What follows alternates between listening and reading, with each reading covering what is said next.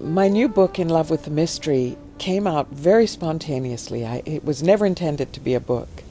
My husband, Paul Horn, had given me a beautiful little calendar by the Indian sage Paramahansa Yogananda. It had a tiny little chunk about that big beside each day where you wrote down your appointments.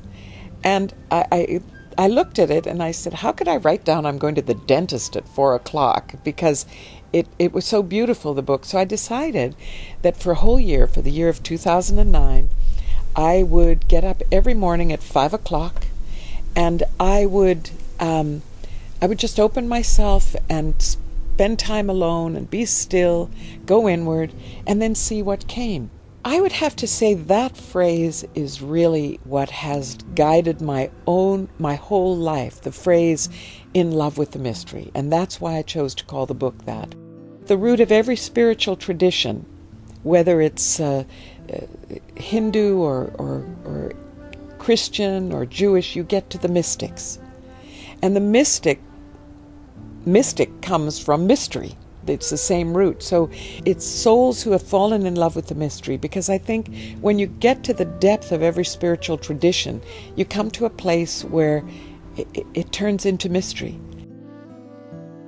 These writings were expressing my deepest urges and my deepest feelings, and they all led to the mystery that I've been fascinated with my whole life. Who are we? Why are we here? And if you fall in love with what's my purpose, is it just to get a job and live and die? Or is there a deeper purpose to life? What is this mystery we're involved with?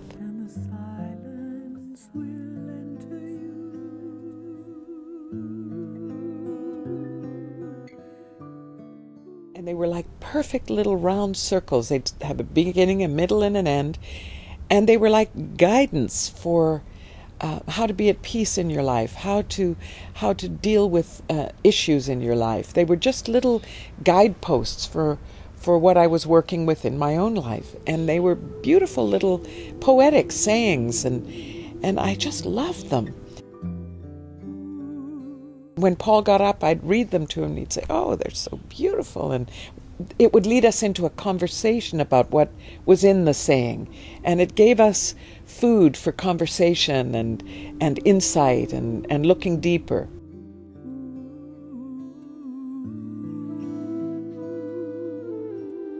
And thought, wouldn't it be wonderful to have some beautiful photographs in the book that would just bring it to life on another level. I wanted the book to feel good and look good.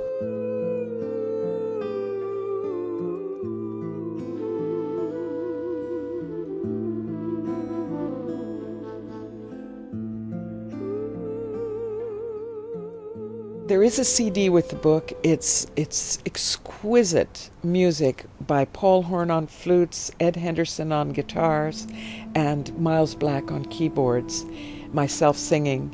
And it just takes you on a journey, and that journey just takes you down deeper into self. Do not be afraid to lose your way.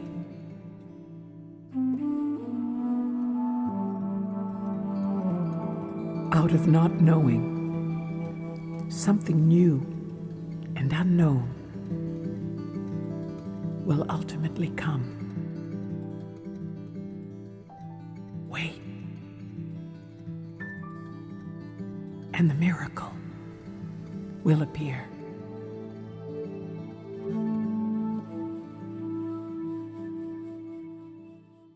In my life, I've gone through dark nights of the soul, like all of us do, you know, where the bottom seems to fall out of your life. And I found that for me, those times, of course, I didn't go into them willingly. I didn't really want them. But what they did was they hollowed me out so that something fresh and new could come in.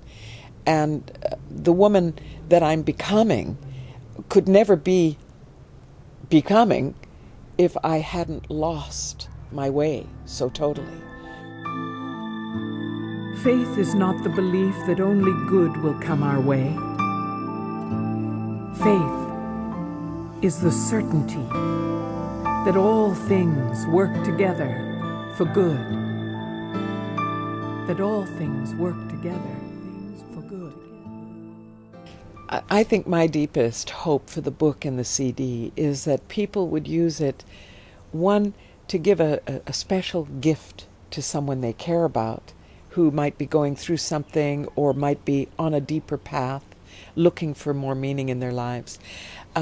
Or that it would be something that whoever had the book, the beauty of the way the book looks, the beauty of the phrases and the beauty of the music would help them to know their own beauty and help them to remember that this is a mysterious journey we're on and that they can fall in love with the mystery of who they are and what their journey is as well. I think that's what I hope.